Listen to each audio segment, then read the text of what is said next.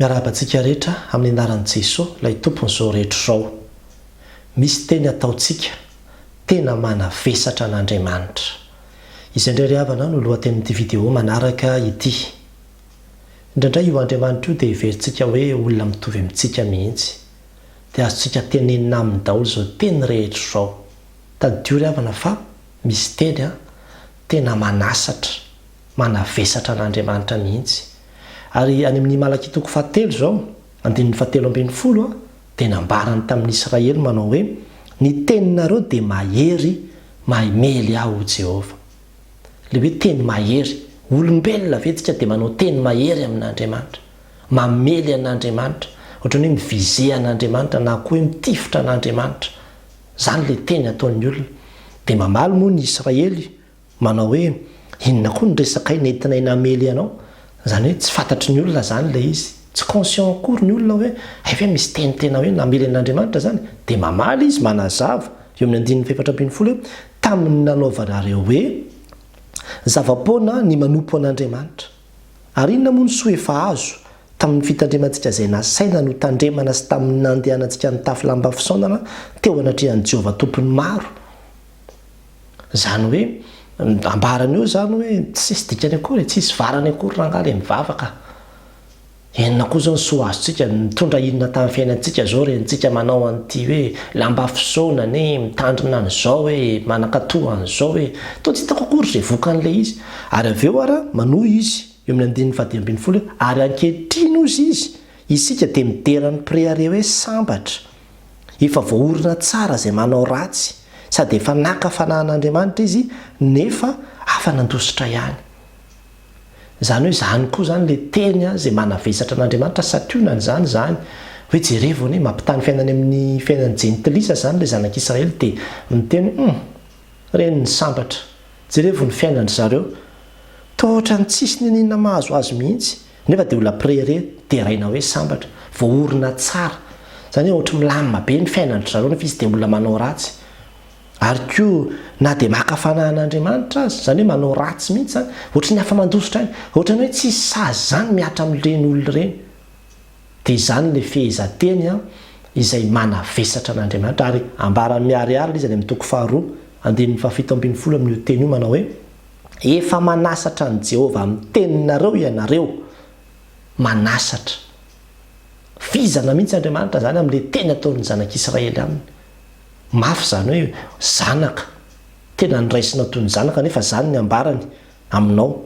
Dia avy eo mamaly ihany le Israely hoe nefa hoy ianareo amin'inona moa no hanasaranay azy. Zany hoe io teny io zany dia na isika manao azy ary ndraindray tsy conscient, tsy tonga saintsika hoe ary zany teny ataoko zany hoe kay manavesatra an'Andriamanitra fa dia tenenina amin'Andriamanitra daholo ity fehezanteny rehetrarehetra ity.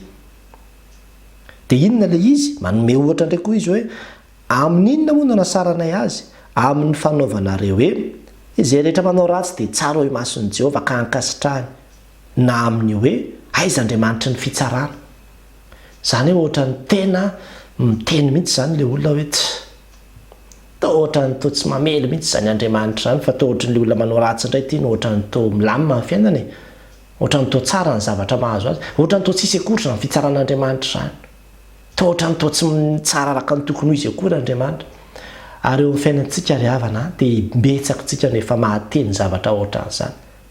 Angamba rehefa hoe manomboka ame sarotsarotra ny fiainana dia mampitany tenanao amin'ny manodidina anao ianao, dia manomboka miteny ianao manao hoe ohatrany tsisy dikany anie zany mivavaka zany.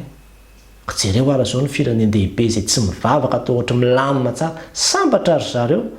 Fa le mivavaka indray ity jerevo toa ohatra fadiranovana mahantra eto.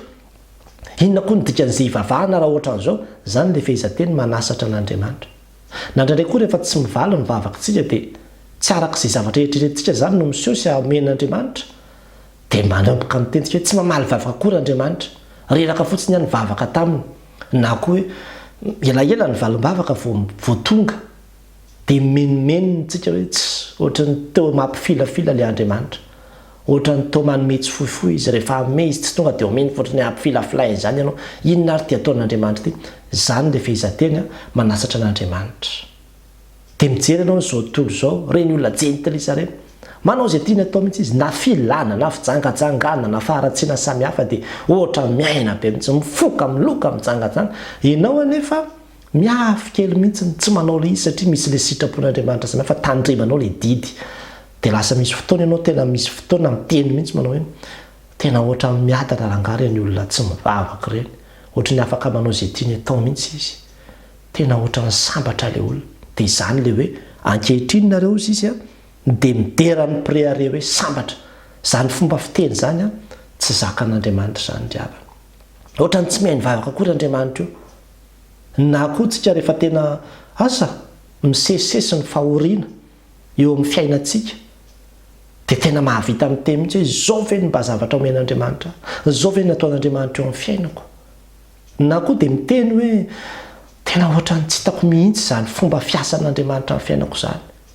adinon'andriamanitra mihitsy aty tsy hitan'andriamanitra mihitsy aty tsy mahita anahy mihitsy zao andriamanitra zao izao ve ny mba nanaovan'andriamanitra amin'ny fiainako na ninona any nataony ohatran'izao na ninona any tsy nomeny ohatran'izao aiza koa maninona any tsy nampitoviany tamin'ny olona ary mety hiteny mihitsy ary tsy hoe fa maninona andriamanitra no fironinao teto amin'ity tany ity hofironinao hijaly fotsiny ve za ty zao ve ny fiainana mba homenao a zao ve ny lalana mba hitondranao ny fiainako tena memenina ary ny teny ohatran'izany a dia teny manasatra an'andriamanitra ny zanak'israely zao dia efa nanao an'izany imbetsaka mihitsy nentin'andriamanitra tamin'ny tanany mahery mihitsy niala tao amin'ny tany Egypta vao misy zavatra kely mitranga dia fa manino zay nentina nakaty e fa manino zay navoaka tany Egypta tany any zay lamime inona ny atondrana anay mivoaka aty zao ve ny fiainana itondrana anay inona koa ny dikan'izao fiainana zao dia zany mihitsy indraindray le fehezanteny ataontsika mimenomenina amin'andriamanitra sika riavana tadidio ary fa tsy zakan'andriamanitra zany teny rehetra zany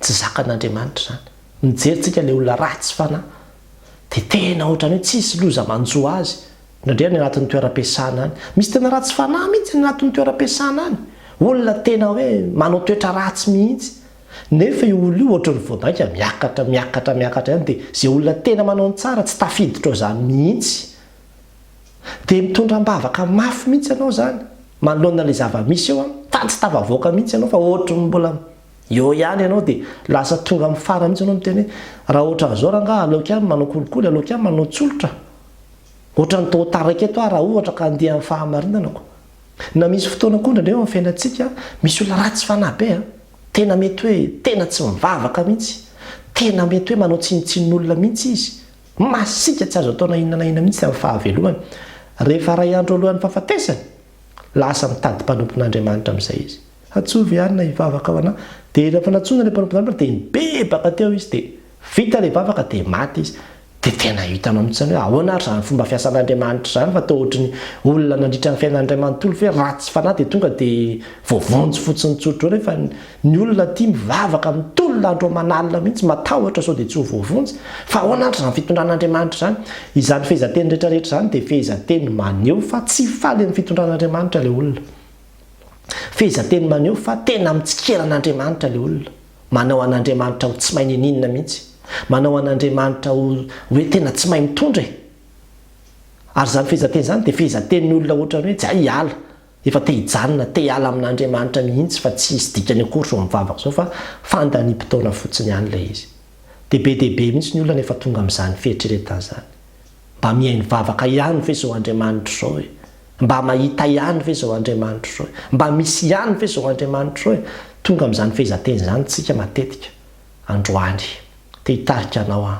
hibebaka fa tena manavesatra an'andriamanitra ny fehezanteny zany satria ny olona miteny izany dia manisy fisalasalana manoloana ny herin'andriamanitra manoloana ny fahatsaran'andriamanitra manoloana ny fitondran'andriamanitra sy ny fahendren'andriamanitra ary raha ianao zanany no miteny izany teny zany raha zao tontolo zao jenitelisa moa zay mbola tsy nahita ny asan'andriamanitra teo amin'ny fiainany no miteny izany teny zany ahoana moa no anomezanao tsiny azy fa raha ianao kristianina mahalala nampahitan'andriamanitra ny heriny fa rehefa misy fotsiny zavatra tsy mifanaraka amin'ny sitraponao tsy azonao ny zavatra zay tadiavinao dia memenina be amin'andriamanitra isika riavana dia tsy mety zany andriamanitra dia tady idio fa manana ny hery sy ny fahefana rehetra izy ary tsy miovy izy ary io andriamanitra io dia mahalala zay tokony ataony Andriamanitra manana fahendrenana io e.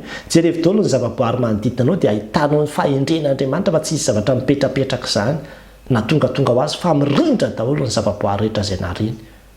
Ary tena maneho izany fahalehibiazana izy na ny volondohanao aza voaisany. Fa manana izay fomba sy hevitra iverina ny fiainantsika mandrakariva izy. Indraindray ilay zava-misy tena zavatra vokatry ny faharatsitsika ihany no miseho amin'ny fiainantsika e.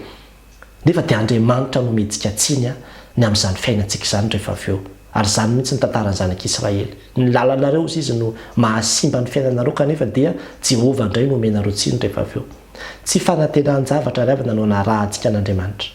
Fa na inona tsy azonao, na inona miseho amin'ny fiainanao afaka hiteny foana ve ianao hoe matoky anao Andriamanitra. Matoky ny fitondranao matoky ny fitantananao raha mbola izy koa ny farany tsy ho foana ny fanantenako. Ary fantatro fa mbola ho avy ny fitsaranao, hamalianao ny olona rehetra araka ny asany avy. Mety tsy misy tokoa ny olona tsy voatsara eto amin'ity zao tontolo zao ty na tsy hitanao ny fitsaran'Andriamanitra azy, fa tsy midika koa izany hoe ho afa-maina reny olona reny ao anatrehan'ny fitsaran'Andriamanitra. Tsy tokony reny olona reny no ataontsika filamatra ka tonga antsika miteny manao hoe alokiany izany mangalatra raha ohatra an'izao ny fiainan'ny olona mangalatra. Fa ianao mandrasan'i Jehovah ianao. Mitomoera tsara. Vanim-potoana amin'ny fiemorana izao betsaka ny olona miemotra miala amin'Andriamanitra satria tsy faly izy amin'ny zavatra hitany. Fa ianao izay mandray izao hafatra izao dia beteza hiteny mandrakariva manao hoe Andriamanitra no Andriamanitra. Aoka atao izay sitrapony. Izay ilay antsoina hoe souveraineté de Dieu. Manao izay sitrapony izy ary izay ny maha-Andriamanitra azy fa tsy baikotsika izy hoe tsy maintsy ity nataonao manoloana n'ity zavatra ity. Na eto ianao tsy maintsy manao an'izao. Tsy roboana io Andriamanitra io e.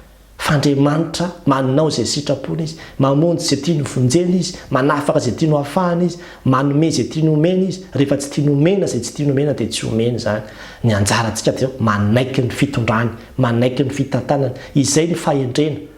Fa inona moa tsika olombelona eo anatrehan'izany atao hoe Andriamanitra izany. Na ity tany misy antsika ity ary eo anatrehan'ny univers zavatra teboka kely iray fotsiny. Ianao ao anatin'izany teboka kely iray izany dia ianao ve no andeha hitetanteta hanome tsiny an'ilay Andriamanitra pahary. Tsy fahendrena mihitsy izany ry havana. Ny anjarantsika sy ny fahendrentsika dia ny manaiky hoe tompo misaotra ny amin'ny zavatra rehetra fa Andriamanitra endry ianao, miandry ianao foana izay. Rehefa tsy nomenao iny dia izay. Ary izany mihitsy nahatonga ny tenin'Andriamanitra any amin'ny Abakoka milaza hoe na dia tsy mamonjy na aza ny aviavy ka tsisy voany ny voaloboka, na dia mandiso fanantenana aza ny oliva ka tsy mahavokatra hohanina ny sa, na dia vonoina aza ny ondry any ambala ka tsisy ombontsony ao am-pahatra. Izao izy mbola hifaly sy ravoravo amin'Andriamanitra ny famonjena.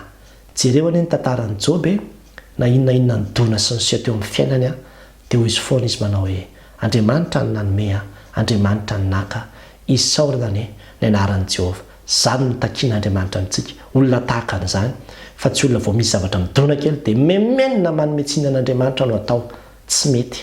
Aza manavesatra an'Andriamanitra isika ry havana fa Andriamanitra foana izy. Ny anjarantsika dia izao manaiky, mibeba raha ohatra ka efa nanao an'izany ianao. Andeha ty hira ity no hamarana antsika azy ho an'Andriamanitra rerany ny voninahitra. Amen.